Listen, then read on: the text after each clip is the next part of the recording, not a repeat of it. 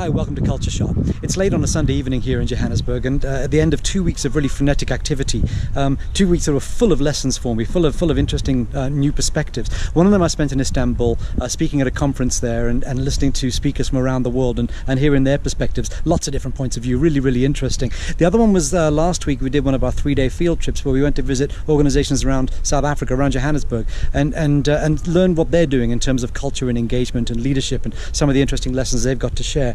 And the interesting thing is, the two things I want to talk to you about today came miles apart from two totally different people, but they're linked because there's something in the air. We're all thinking along similar lines here in terms of simplicity and the need for more simplicity. It's a chaotic world, and creating simplicity seems to be top of the agenda for a lot of forward-thinking people. So the idea from Istanbul came from the hands of a gentleman by the name of Gustavo Rossetti, who's an Argentinian based in Chicago. He was talking about the need for organizations to appoint somebody with the title nostalgist. And what he was saying was, we all know what futurists are. They're people who see over the horizon, predict what technologies and changes are coming, and help organizations to gear up for those.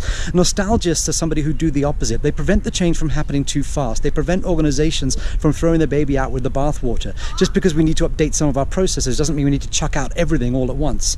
And then from Eric Fenter at Comair came a similar sort of point of view. He was saying that one of the things they try to do at Comair is create this environment where things that change, things that need to change. So from the technology point of view, from the way the new aircraft they implement and the new maintenance procedures, all that kind of stuff is necessary for them to be competitive. But beyond that, they don't even move the furniture. Changing for the sake of changing just creates more confusion. And as he says, the world's already chaotic enough. There's already enough chaos in people's home lives and out in the world in general, without them having to come into work and contend with it as well. Simplicity is on people's minds, guys. It's deep on people's minds, and it's not without surprise. I mean, I'm not surprised by it. I think it's something that I've always aspired to.